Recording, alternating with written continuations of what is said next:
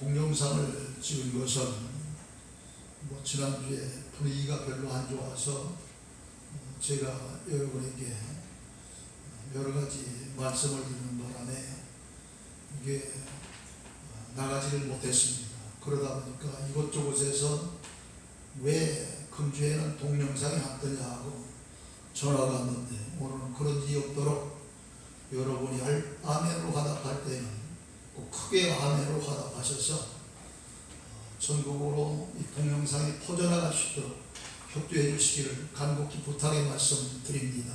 아멘.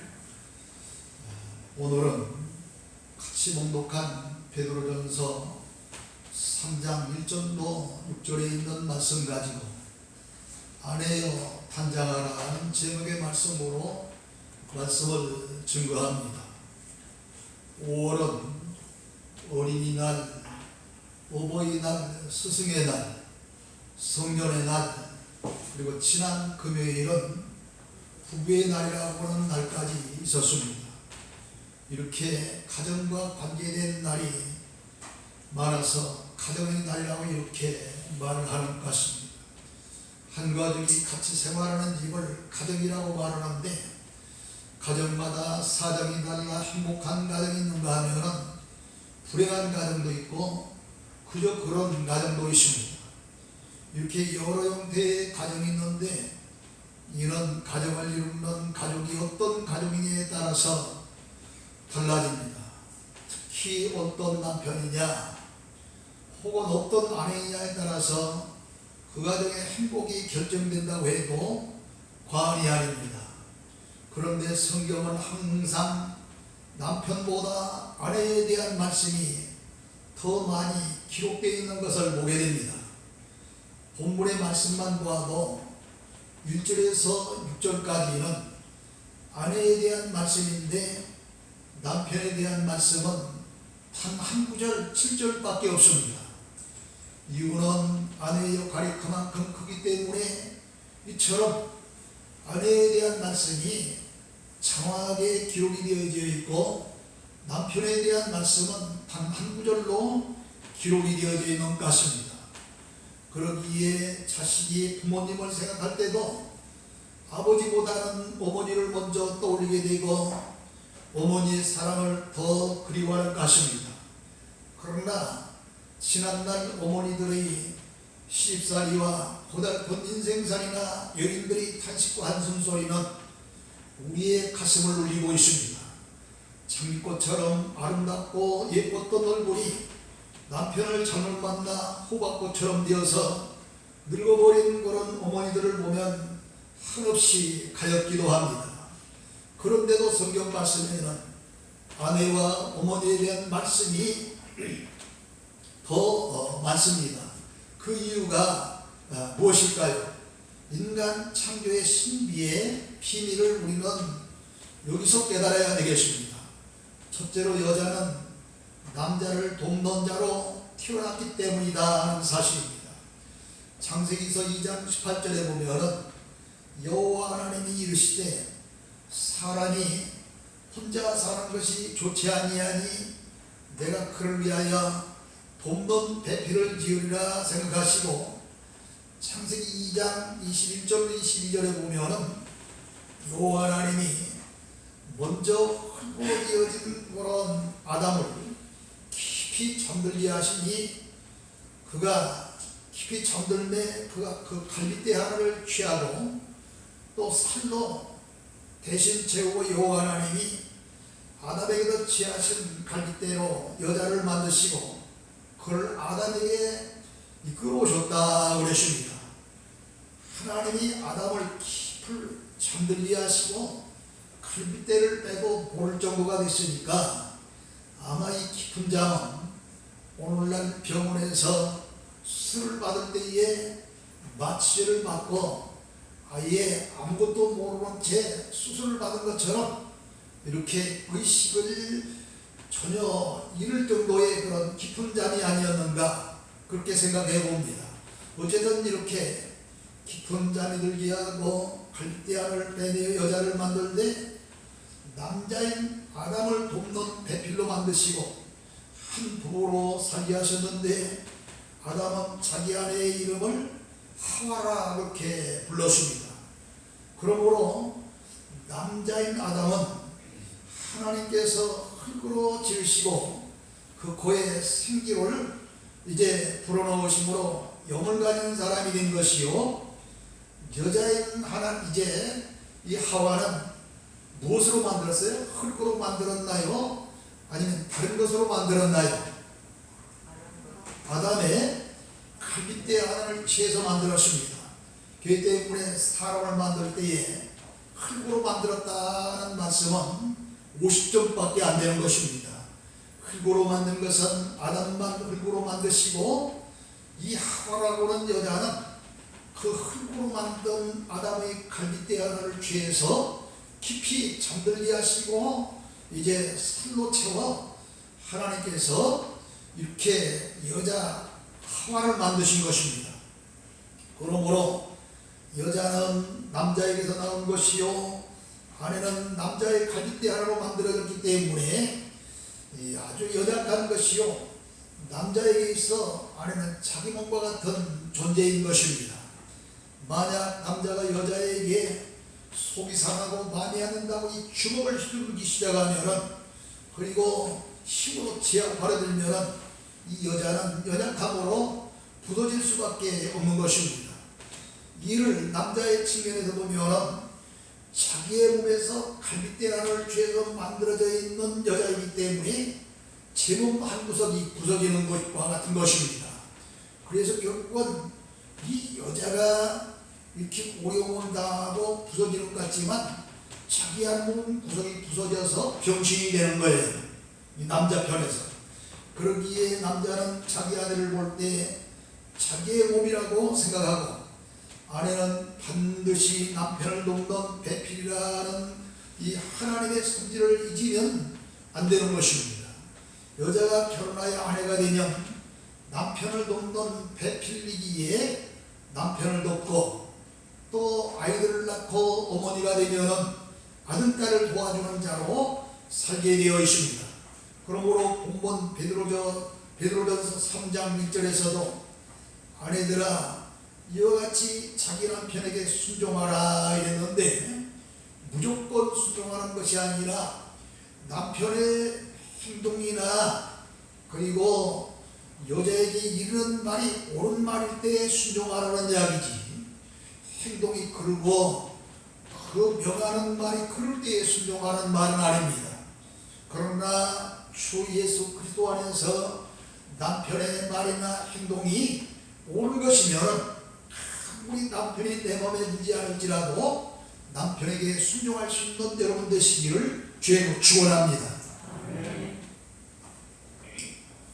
두 번째로, 여자인 아내는 아름다워야 하는 것입니다. 본문 3절에 보면은 너희의 단장은 머리를 꾸미고 금을 차고 아름다운 옷을 입는 외모로 하지 말라 그랬는데, 이 말씀은 4절에 있는 오직 마음에 숨은 사람을 온유하고 안정한 심령에 썩지 아니할 것으로 하라는 말씀을 강조하기 위한 말씀이지 결코 아름답게 단정하지 말라는 말씀이 아니라는 사실을 여러분이 깨달아야 됩니다.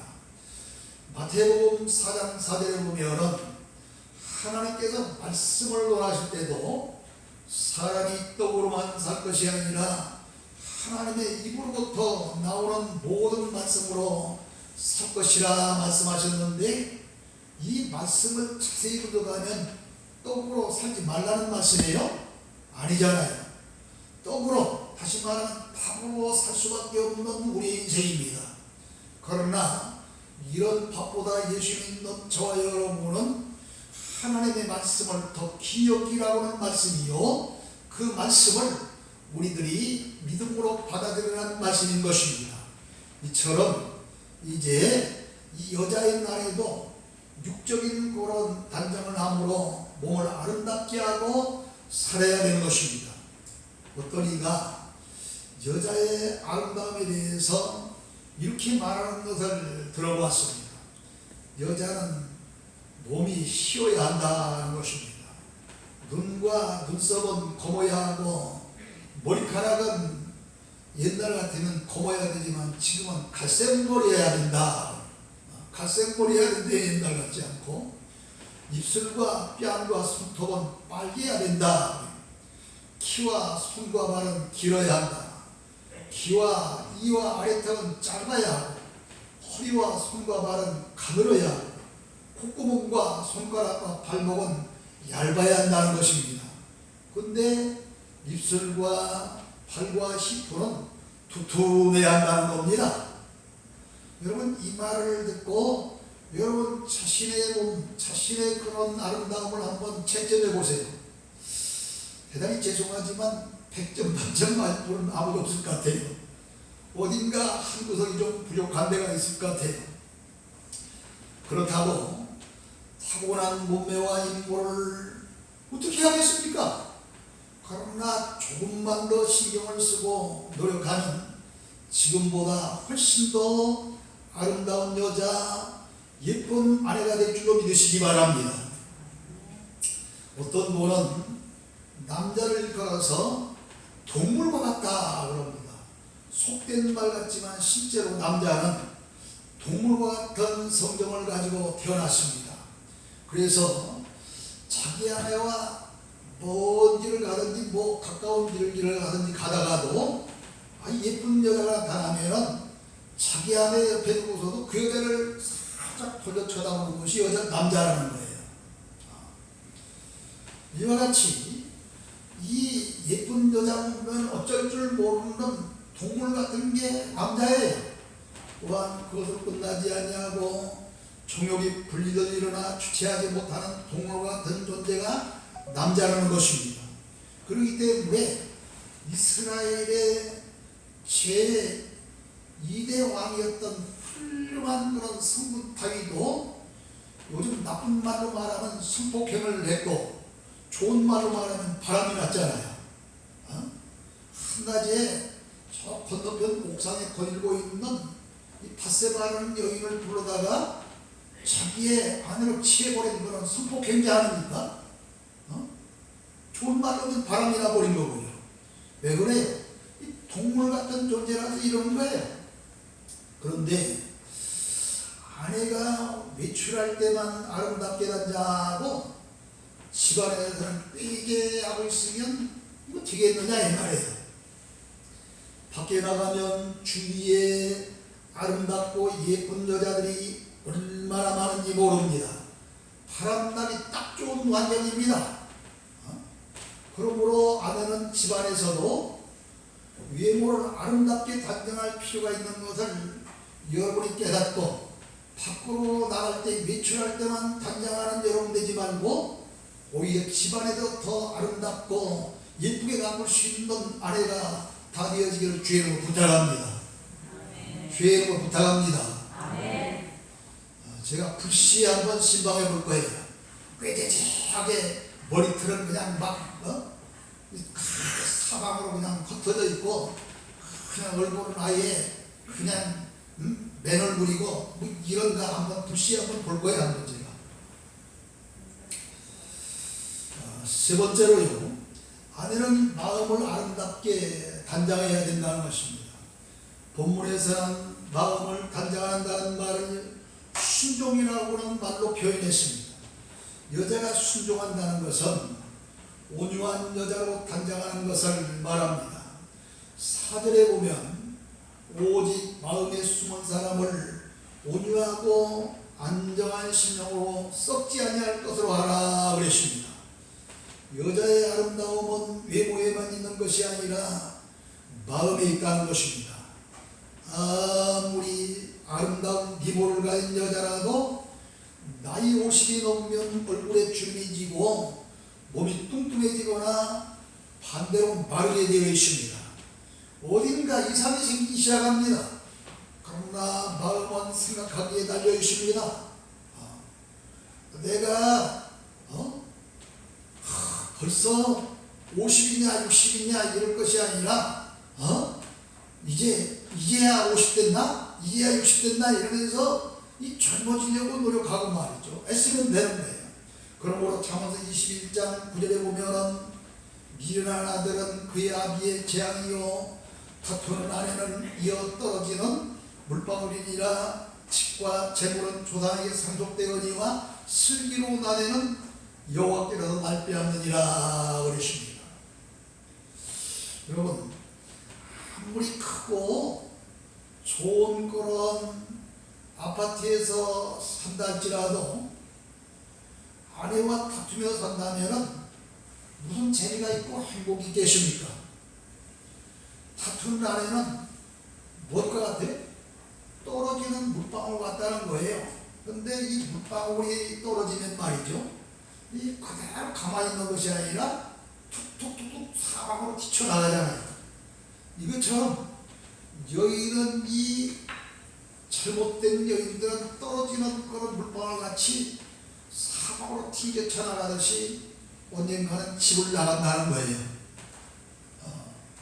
마음이 바르지 못한 여인들, 그리고 또 슬기로운 그런 아내는 이게 아무리 힘들고 어려워도 마음이 곱고 심성이 바르고 하나님의 말씀을 따라 살려고 하는 그런 그 여인은 하나님이 주신 그런 여인이 되었기 때문에 여호와께로서 말미암느니라 그랬습니다. 그러므로 우리 모두 튀은 물방울 같은 그런 여자가 아니라 하나님께서 내어주신 그런 슬기롭고 지혜롭고 믿음이 있는 귀한 여자요 귀한 아내가 다 되시기를 바랍니다. 아이들이 먼저 집에서 좋은 그런 먹을거리가 생겨났을 때 먼저 먹으려고 하면은 얘야 아빠 오시면 같이 먹자 이렇게 해야 되는 거예요. 또 시부모님을 모시고 사는 그런 며느리가 있다고 한다면, 지금 그런 며느리가 없지만 소형 베개 하나라도 있다고 한다면 할아버지 할머니 오시면 같이 먹자 이래야지 이 아이들이 보고 듣고 효자효녀가 되는지, 그저 아이들 귀엽다고 그저 엄마 아빠 또 할아버지 할머니 오시기 전에 먼저 아이들에게 주면 버릇없는 아이들이 돼버리고 마는 거예요. 요즘 아이들이 이건 버릇이 없잖아요. 그리고 막 승질 내는데 어떤 사람은 그러더라고요. 소전 먹고 살아라고 그러는데요, 우유가 소저다네요. 소가 이리 맞고 저리 맞고 이러니까 뭐 일종의 뭐 괴담 비슷한 얘기겠지만, 여러분 본문 1절을 보십시오. 불신자 남편을 둔 아내들에게, 아내들아 이와 같이 자기 남편에게 순종하라. 이는 혹 말씀을 순종하지 않는 자라도 말로 말미암지 않고 그 아내의 행실로 말미암아 구원을 받게 하려 함이라 그랬습니다. 남편이 좀 부족할지라도, 남편이 좀 모자란 듯 할지라도, 남편이 좀 돈을 못 벌어도 내 맘에 안 들지라도 내가 남편의 말이 옳은 말이고 남편의 행실이 옳은 행실이라고 한다면 그 행실과 그 말에 순종하는 이유는 다른 것이 아니라 내 어떤 말로 인해서가 아니라 행실로 인해서, 내 아내가 예수 믿는 그런 아내가 되더니 한빛교회에 나가더니 다른 아내가 되었구나, 나도 교회 나가야지 하면서 여러분 아내의 행실을 바라보면서 구원받게 하기 위해서 이처럼 하나님의 귀한 그런 말씀을 통하여 남편에게 순종하라고 이렇게 말씀을 했다는 겁니다. 그러므로 아내는 외모의 당장도 중요하지만 속사람의 아름다운 마음이 더 중요한 줄로 믿습니다. 네 번째로요, 아내는 영적으로 단장해야 됩니다. 훌륭한 남편도 더러있지만 사실 남편들은 다 거의 비슷합니다. 모두 타락한 인간이기 때문에 아내를 지극히 사랑하는 남편은 대단히 죄송하지만 지극히 드물답니다. 속상하죠. 내 남편이 나만 사랑했으면 좋겠는데 통계를 내보니까 자기 아내를 지극히 정말로 내 갈비대로구나, 내 몸이로구나, 내 부속품이로구나 생각하면서 지극히 사랑하는 남자가 지극히 적대요. 놀라운 사실 아니에요. 그러해야 됩니다. 그런데도 아내가 최선을 다해야 하는 이유를 본문 5절에서 이렇게 가르치고 있습니다. 전에 하나님께 소망을 두었던 거룩한 부녀들도, 그러니까 하나님 앞에 소망을 두고 믿음으로 사는 사람들은 거룩한 여자들 아니에요. 그런 부녀들도 이와 같이 자기 남편에게 순종함으로 자기를 단장하였나이다 그랬습니다. 그러니까 이 순종하는 것이 이 영적인 단장이요 마음의 단장이라는 것입니다. 이 단장은 이제 하나님 앞에서 이렇게 순종하라는 그런 이 단장인 것입니다. 그래서 4절에 보면 온유하고 안정한 심령에 썩지 않을 것으로 알아 이는 하나님 앞에 값진 것이니라. 그러나 내가 도대체 어디 있을까요? 남편이 나를 지극히 사랑하지도 아니하고 직장도 변변치 못해서 돈도 못 벌어다 주고 또 그렇다고 잘생긴 것도 아니고 이래저래 별로 마음에 들지 않는데 이렇게 남편에게 순종하는 그런 아내가 어디 있느냐 이 말이에요. 근데 5절에 보면은 사라라는 여인의 예를 들고 있습니다. 사라가 누구예요? 아브라함이 본부인이 바로 사라였습니다. 자기의 남편 아브라함을 주님을 대하듯 주라 부르고 남편에게 순종했다. 그렇게 여러분 5절 말씀을 다 같이 한번 봐요. 아니 6절 말씀을 다 같이 시작. 사라가 아브라함을 주라 칭하여 순종하는 것 같이 너희는 성령하고 아무도 너희를 어쩌지 아니하면 그의 딸이 되는 것이니라. 아멘. 사라가 남편인 아브라함을 주라 불렀다는 이야기는 주님으로 불렀다는 거예요. 하나님처럼 여겼다는 거예요. 근데 여러분 보세요. 여러분 같으면 아마 대판 싸움 벌어져서 일이 생겼어요. 창세기서 22장 보시기 바랍니다.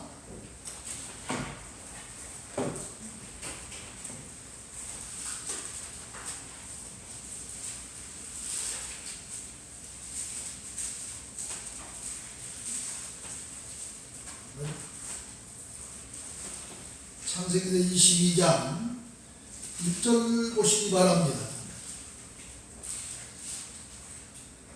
그일 후에 하나님이 아브라함을 시험하시려고 그를 부르시되 아브라함 하시니 그가 이르되 내가 여기 있나이다.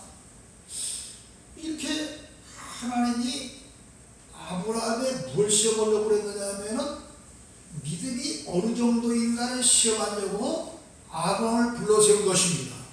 2절에 보니까 여호와께서 시험을 주는데 무슨 시험을 하냐 하면은 내 아들 내 사랑하는 독자 이삭을 데리고 모리아 땅으로 가서 내가 네게 일러준 한 산 거기서 그를 번제로 드리라 그럽니다. 이게 보통 시험 문제가 아니에요. 아니 이 아들이 어떤 아들입니까? 하나님께서 약속해 주시는 그런 아들이 있는데 기다리다 못해서 몸종 하가를 통해서 이스마엘을 아들을 낳고 그런데 이제 뒤늦게 이제 도저히 날 수 없는 그런 사라 이 성녀의 몸을 하나님께서 태구를 열어주심으로 말미암아 아들님께서 난 그런 하나님의 약속의 아들인데 이 아들을 모리아산으로 데리고 와서 죽여서 번제로 드리라는 거예요. 세상에 이런 시험이 어디가 있어요? 약 주고 병 주는 거 아니에요 지금? 근데 3절 여러분 시작. 아브라함이 안식에 일찍 일어나 나귀의 안장을 지우고 그 부모와 그의 아들 이삭을 데리고 번제의 제사장을 주게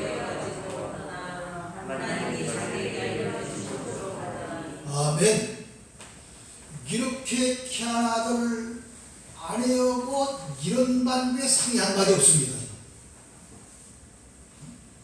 하나님이 나에게 우리 아들 이삭을 번제로 바치라고 하는데 당신 생각에는 어떠냐? 정상적인 부부 같으면 이렇게 상의해야 되는데 상의하지 않습니다. 왜냐하면 그 소리 해봤자 뻔하게 반대할 것 같으니까 이 아브라함은 아내에게 상의하는 거예요. 그런데 놀랍게도 자 어디로 가느냐면은 12절 갑니다. 이게 아브라함이 두 종들과 함께 이삭을 드리고 모리아산에 가서 콩 결박해서 이 나무 따로 해놓고 칼 들어 치려고 하는데 하늘에서부터 이제 뭐라고 하냐면 아브라함아 아브라함아 이렇게 부르는 거예요. 그러면서 뭐라고 하면 그 일에 그에게 내 손을 내지 말라. 그에게도 아무 일도 하지 말라. 네가 내 아들 내 독자까지도 내게 아끼지 않았으니 내가 이제 네가 하나님을 경외하는 줄을 알아라 그럽니다. 지금 아브라함을 제단에만 놓고 칼로 내치려는 순간에 이 음성이 들린 거예요. 그런데 13절 여러분 시작. 아브라함이 물들어 살았던 중에 한 수량이 위에 있는데 뿔이 숲에 걸려 있는지라 아브라함이 가서 그 수량을 가져다가 아들을 대신하여 문제를 드렸더라. 그러니까 하나님께서 아브라함의 믿음만 시험하신 것이지 실제로 이 이삭을 죽여서 번제로 받으려고 하신 것은 아니에요. 이 때문에 만약에 그런데 아브라함이 이처럼 하나님의 음성을 듣고 하나님이 미리 준비해 두신 그런 이 순양을 이삭 대신 번제물로 드렸으니 망정이지 아브라함에게 하나님께서 이런 그런 준비된 양이 없이 이 사랑하는 아들 이삭을 번제물로 받았다고 한다면 이 아브라함과 사라의 사이가 어떻게 됐을 것 같아요? 그냥 잘 살았을 것이다. 이혼했을 것이다. 나는 이혼했을 것 같아요. 당신 사람이야. 다시 물어요. 잘 살았을 것이다. 나처럼 이혼했을 것이다. 김종혁 집사님만 나갔구만. 다른 사람은 무슨 생각인지 잘 몰라. 어떻게 해야겠지. 차후가 이런 정도인데 이 사라가 오늘 본 말씀 6절에 보니까 이 아브라함을 이러니 여자 입장에서 보면 도리 이해가 되는 그런 그 남편 아브라함인데도 불구하고 그 아브라함을 향해서 뭐라고 불렀어요? 주라고 불렀다. 왜 그렇죠? 도저히 있을 수 없는 번제물로 드리는 그런 그 이삭도 하나님의 명령을 따라서 번제물로 드리려고 했고 모든 일이 주 예수 그리스도 안에서 이제 그 옛날에는 하나님 안에서지만 이처럼 하나님 안에서 행해졌기 때문에 마음에 들지 않았지만 사랑하는 자기의 남편 아브라함을 향해서 주님을 대하는 주로 불렀다는 거예요. 오늘 여러분이요 그렇기 때문에 여러분이 남편이 됐던 여러분이 아내가 됐든지 간에 주 안에서 옳은 말이요 옳은 행동이라면 주님처럼 생각하고 같이 이제 협조하고 순종하며 이렇게 살아야 되는 것이 부부지간을 믿으시길 주님으로 축원합니다.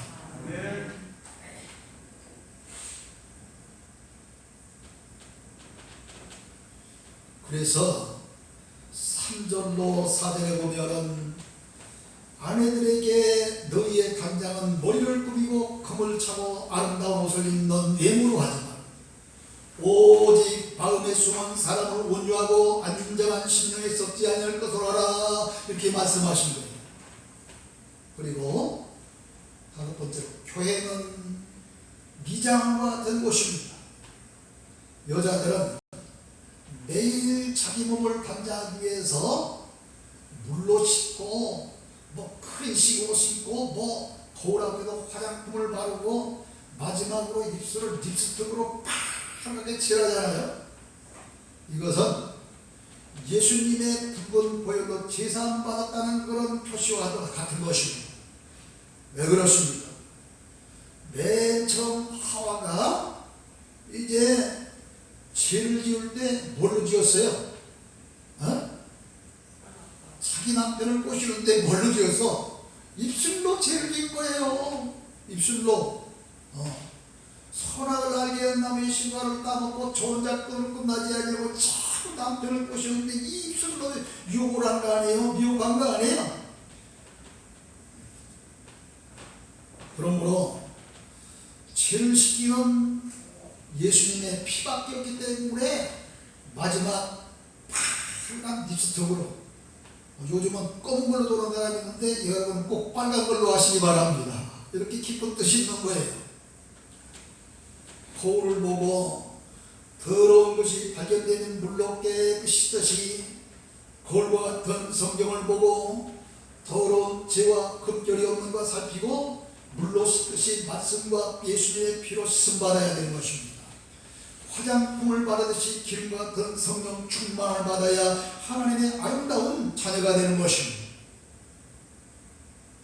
그런 의미에서 교회는 영적인 미장원입니다.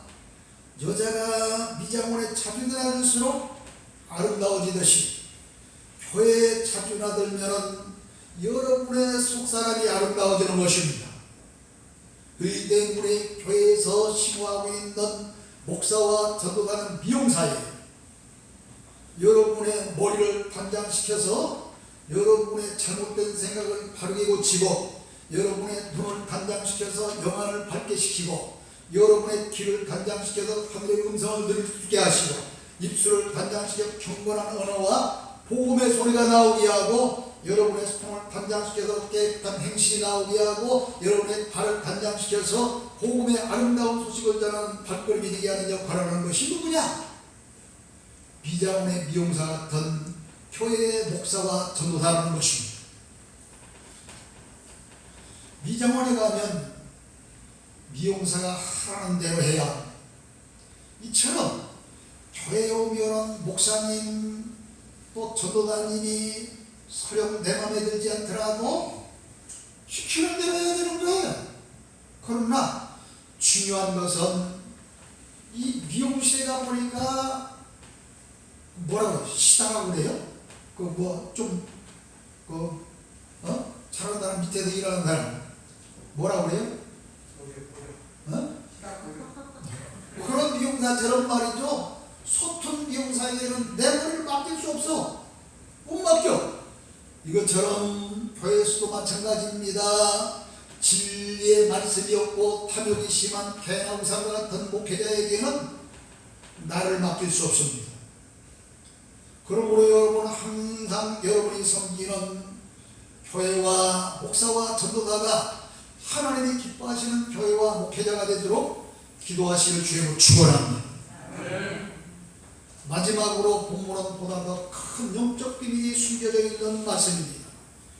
베드로전서 3장 1절에 보면 아내들아 자기 남편에게 순종하라 그랬는데, 아내와 남편에 대한 말씀이 기록되어 있는 에베소서 5장 22절로 32절에 있는 말씀이 또 있어요. 근데 그 가운데 22절에 보면 순종 정도가 아닌 아내들아 자기 남편에게 복종하기를 죽게 하듯 하라 그럽니다. 순종은 자기가 이치에 맞고 그렇다면 이렇게 하는 것이 순종이지만, 복종은 도저히 이해가 안 되고 무조건 따르는 게 복종이에요. 이렇게 에베소서 5장 22절로 이제 32절 가운데 22절은 복종을 하는 거예요. 이어서 남편이 아내의 머리됨이 그리스도께서 교회의 머리된 것 같으니라. 그러므로 교회가 그리스도에게 하던 아내도 범사에 자기 남편에게 복종하라. 남편들도 아내 사랑하기를 그렇게 하라. 그러므로 사람이 부모를 떠나 그의 아내와 그 둘이 한 육체가 될지니 이 비밀이 크도다. 그러니까 남녀가 서로 사랑하고 결혼하는데 여자가 남자에게 순종하니 복종까지 하는 그 이유를 비밀의 말씀으로 붙였는데, 뭐냐면은 나는 그리스도와 교회에 대하여 말하노라 하고 있습니다. 여지껏 지금 남자와 여자에 대한 말씀 같지만 이 비유를 들어서 예수 그리스도의 신부된 이 교회, 교회는 뭐로 에클레시아라고 하는 건물교회가 아니라 바로 예수님을 구주로 믿는 성도들이 모이는 공동체를 가리켜서 이제 교회라 그럽니다. 다시 말하면 여러분 같은 성도들이 모여있는 이 모임이 교회이기 때문에 여러분 하나하나가 다 교회인 거예요. 그러므로 아내가 남편에게 순종하니 복종까지도 해야 하고 마음의 단정과 영적인 단정을 해야 한다는 것은 예수님을 구주로 믿는 우리들이 신랑 되신 예수 그리스도 앞에 나갈 때에 외적으로 단장하고 아름다워야겠지만 우리의 속사람이 더 아름답게 단장이 되고 영적으로 단장이 된 아름다운 그런 주님의 신부가 되어야 된다는 말씀인 줄로 믿으시기를 주님으로 축원합니다. 이게 비밀이라는 거예요. 지금. 오늘은 마침 카렌다에 보니까 성령 강림주의다 이렇게 쓰여 있더라고요. 나가드락방에 모여서 사도들과 120명도가 전혀 기도에 있을 때에 오순절날 성령이 불같이 임했습니다. 그것을 기념하기 위해서 이제 성령 강림주의를 정해놓고 성령 강림주의로 지키는 거예요. 그런데 이 성령은 요한일서 2장 10절과 고린도전서 2장 10절에 보면 기름으로 비유되어 있습니다.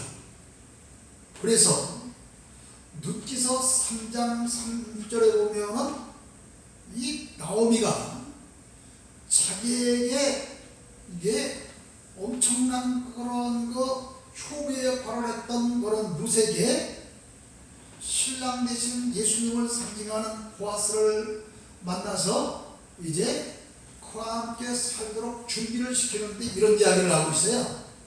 본래 이 나오미가 베들레헴에 살다가 자기 남편 엘리멜렉과 그 다음에 말년과 기론 두 아들을 데리고 흉년이 들어서 참 모압 땅으로 이사 갔다가 10년쯤 되어서 남편도 잃고 두 아들도 다 잃고 두 며느리만 남았잖아요.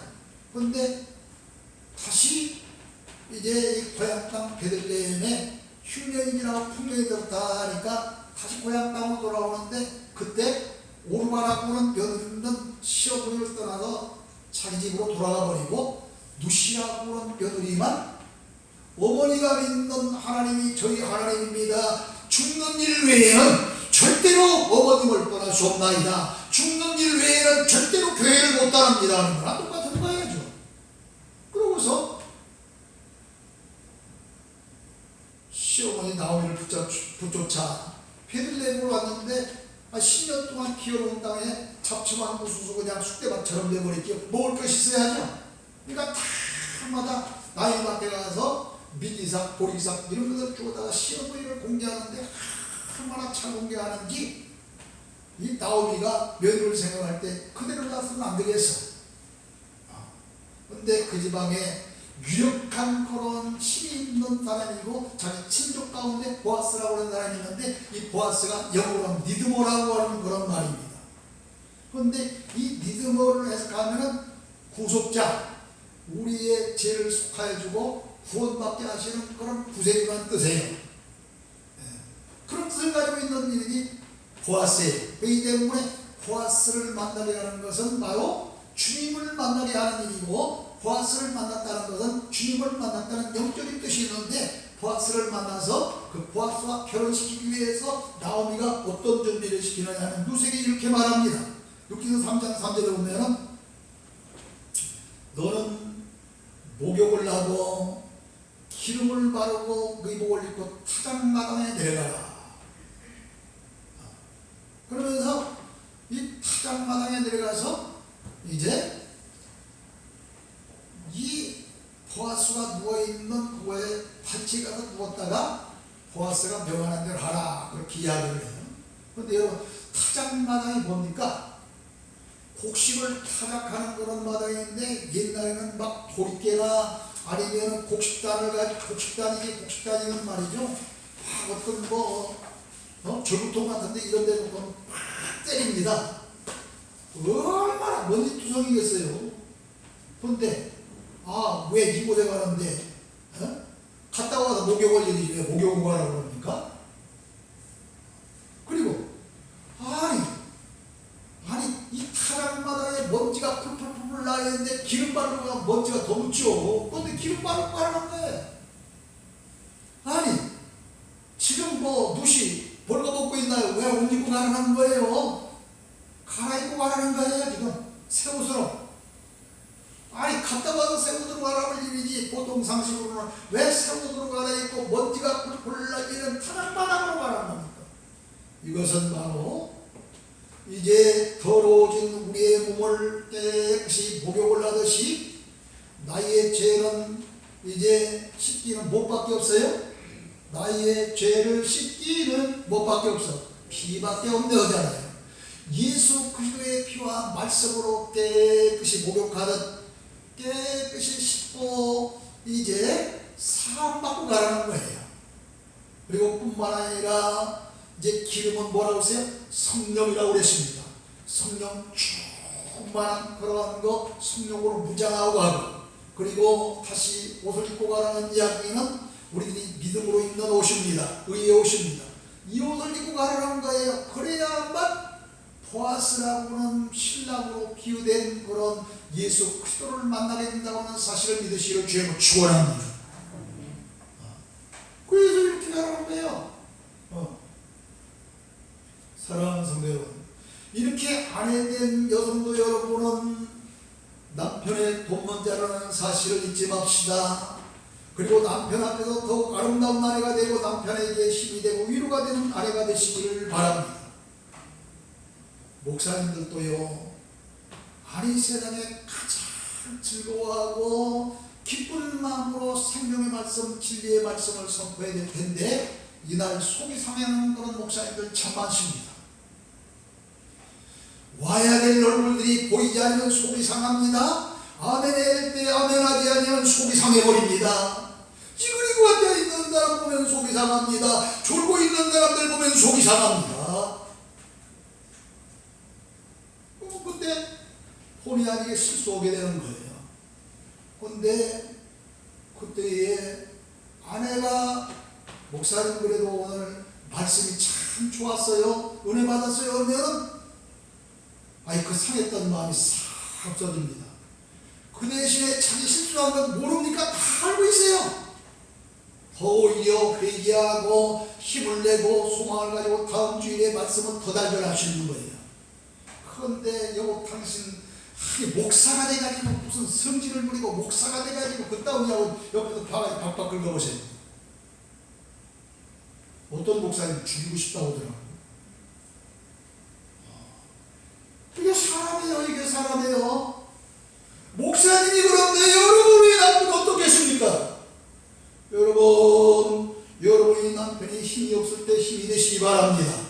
낙심될 때 소망을 주시는 말씀으로 위로하시기를 바랍니다. 실패할 때에 여러분이 옆에서 도와줄 수 있는 헬퍼가 되시기를 바랍니다. 돕는 배필로 되었다는 거 아닙니까? 나가 여러분은 바로 이 모든 일들이 비밀이 크도다. 왜 비밀이 커요? 바로 신랑 되신 예수 그리스도와 교회라고 하는 여러분의 관계를 실제 신랑과 그리고 아내의 것을 예를 들어서 설명했기 때문에 비밀이 크도다 하는 거예요. 그러므로 이처럼 육적인 남편도 잘 받들고 섬기며 남편은 그 아내를 사랑하기를 자기 몸처럼 사랑해야 돼. 이제 우리의 신랑 되신 예수 그리스도의 말씀에 더욱더 순종하고 그를 섬기면서 받들면서 정령 이제 저 영원한 하늘나라에 들어가기에 저는 이제 무슨 일이 벌어집니까? 그리스도와 더불어서 신령한 그런 잔치자리, 혼인집 잔치자리가 벌어지잖아요. 마태복음 25장에 보면 거기에 어떤 사람만이 예수 그리스도를 만나 잔치자리에 들어갑니까? 기름 준비한 사람, 슬기로운 다섯 처녀. 기름이 뭐라고 하죠? 성령 아닙니까?